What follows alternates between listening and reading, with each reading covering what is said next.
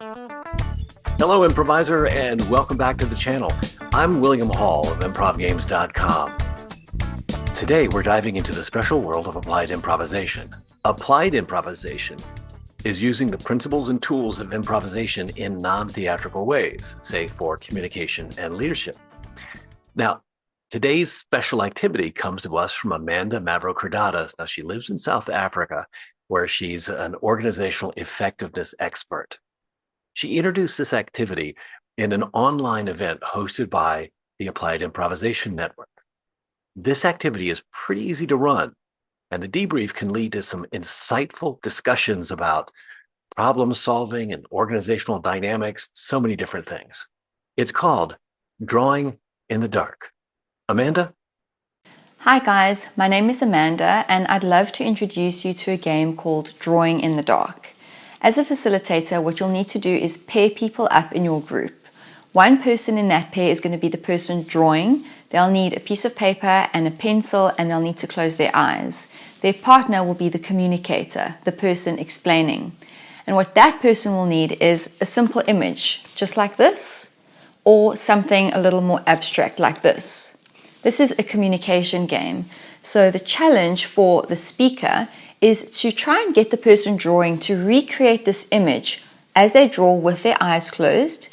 However, they can't use words like draw a square, draw a circle, draw a triangle. They'll need to use words like lift your hand up, move a bit to the right, move up, move down, move to the side, any kind of directional instructions to get the person drawing to recreate this image as accurately as possible. It's a real test on their communication. It's a test on patience, on empathy, and it's a lot of fun as well. You'll see people laughing as they see their instructions getting completely misunderstood and the images coming out completely different. And when you do the debrief and you ask people what they noticed, you'll find some really interesting insights coming out, specifically around communication strategies. So you'll hear people saying, well, I needed to speak a lot slower, I needed to get more feedback, I needed to be more pragmatic and tactful in my communication. And the person listening and the person drawing will often speak about how they needed to really trust what the speaker was saying, how they couldn't just finish the image and assume that they knew what the person was saying. So this can be mined for a lot of insights around communication in leadership, leader and follower relationships, and many other instances. As a variation, you can choose to start with one of the images, mine that experience for insight, and then reapply it with a second image to see how much easier it gets. You can also try this exercise online. Just make sure that the person drawing is holding up their piece of paper so that the person explaining is able to give feedback and actually see what's happening. And the person drawing online can choose to keep their eyes open or closed. It's a great exercise to understand more about what happens when we're communicating, how things can get misunderstood. And I hope you enjoy this, and I hope you give it a try. Thanks, Amanda, for sharing Drawing in the Dark, a really fun activity. If you're interested in exploring how to bring the transformational power of improvisation to people in different professions, then check out the Applied Improvisation Network.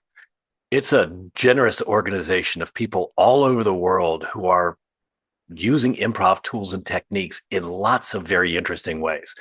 Check it out. Oh, and don't miss any new improv games here. Make sure you subscribe and hit the bell.